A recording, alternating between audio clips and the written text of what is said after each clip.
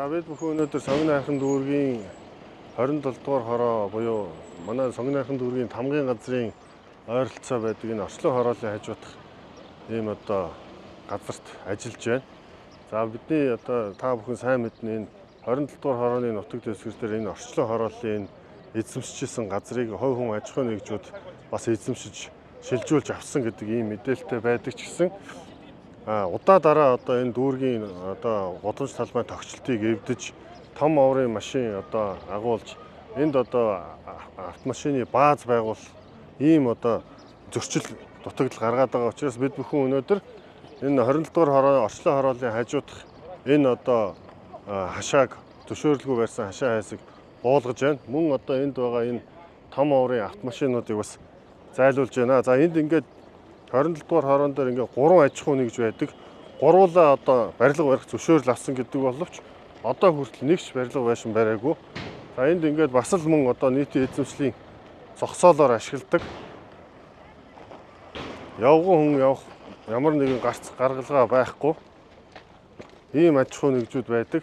Тэгээ бид бүхэн бол одоо нийслэлээс өгсөн болон бусад одоо дүүрэг орон нутгаас өгсөн захирамжийн дагуу тухайн газраа одоо эзэмших гэрээнийхээ хүрээнд одоо газраа ашиглаа гэдэг шаардлагыг тавьж байгаа. Энэ он удаан жил зогсож энэ авто засварын үйлчлэгээ эрхэлж байгаа энэ хашааг одоо бид бүхэн өнөөдөр буулгаж байна. Та бүхэн харж байгаах ингээд ерөөсөө яг хүүхдийн тоглоомын талбай байшингийн доор ийм одоо эдэлбэр газартай.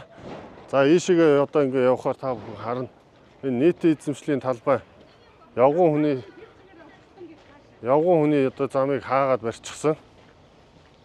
Ингээд одоо дотор нь үйл ажиллагаа явуулдаг. Уг нь бол барилгын орон сууцны зориулалтаар одоо барилга барих зориулалтаар авсан ийм хашаа.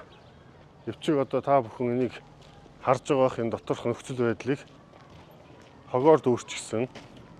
Ямар нэгэн одоо зөвшөөрөлтөй үйл ажиллагаа явуулж байгаа зүйл нэг ч байхгүй. Хашаа хашлгууд нь стандарт бус. Одоо энэгээр зорчиж байгаа иргэдийн одоо зорчих эрхийг хязгаарласан ийм байдалтайгаа одоо ингээд явган хүний замын та бүхэн харж байгаах. Ингээд энэ одоо орчлон хороолд амьдарч байгаа иргэд орж явган зорчих ийм одоо нөхцөл болцоо байхгүй болчихсон.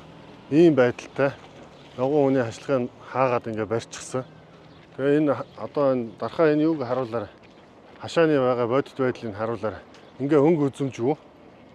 Ийм одоо нөхцөл байдалтай байна. Тэгээд энэ аж ахуй нэгжүүдийн маань энэ хэрэгжилж байгаа энэ ашиглаж байгаа газруудаа бас энэ хууль ёсныхаа дагуу ашиглаагүй ийм зөрчил дутагдлууд удаа дараа давтагдж байгаас үүдэж бид нар бол энэ хашааг буулгах ажлыг зохион байгуулж байгаа. Одоо энэ хашааг та бүхэн харж байгаах ингээд дур зоргоороо хашаа татцсан. Явган болон том барилгын хашаа татцсан. Ийм одоо асуудал байна. Тэгээд бид бүхэн өнөөдөр энэ зөрчлийг арилгуулахаар ажиллаж байна. За энэ 27 дугаар хороо бол манай дүүргийн яг засаг даргын тамгын газрын байдаг газар. Одоо энийг харуулаад арах.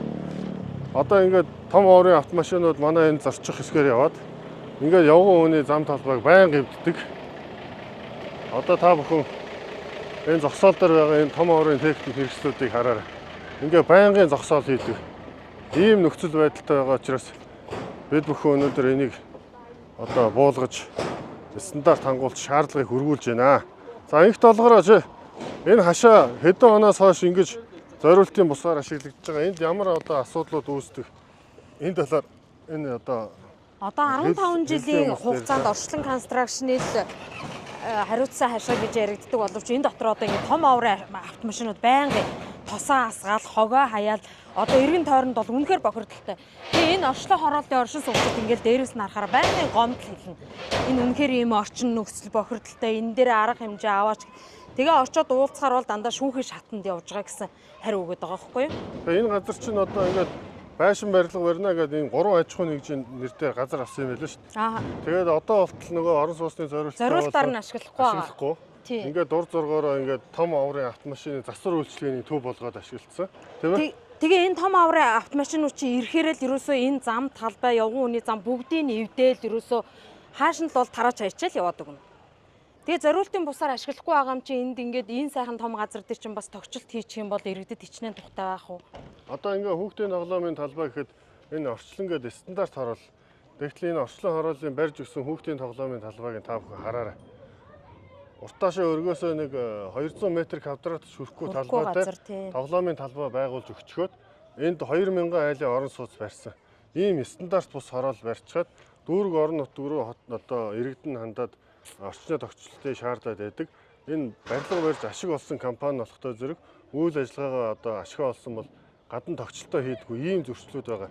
Тийм учраас бид нар өнөөдөр энэ одоо орчлон хороол болон энэ бусад иргэдийн одоо олон жил ашиглахгүй байгаа энэ газрыг нийслэлийн засаг дарагт одоо хүсэлтийг явуулж газар эзэмших эрхийг цуцлуулах ийм одоо хүсэлтийг явуулж байна. Энд бол одоо та бүхэн харж байгаа. Одоо энд ингээд орчлон хорооллын ингээд байрууд байна. Яг бидний зогсож байгаа энэ талбай дээр бол ямар нэгэн байдлаар орон сууц барих ямар ч одоо тийм боломж байхгүй. Нөгөө байр хоорондын нөгөө 15 м барилга хоорондын 15 м-ийн зайг стандартыг баримтлах ямар ч тийм боломжгүй газрыг ингээд хоорондын маргаанаас үдэж бүтэн 20 жил одоо энэ сонгоны хайрын дүүгийн 27 дугаар хорооны иргэдийн эрхийг зөрчиж хог хураах цэг болон машины одоо энэ засварын төв болгож ашигласан ийм зөрчилтэй байгаамаа. Тэгэхээр бид бүхэн өнөөдөр энэ зөрчлийг арилгаж энэ хавийн газар чөлөөлөлт болон энэ хавийн хашаа хайсыг буулгах ажлыг хийж байна. За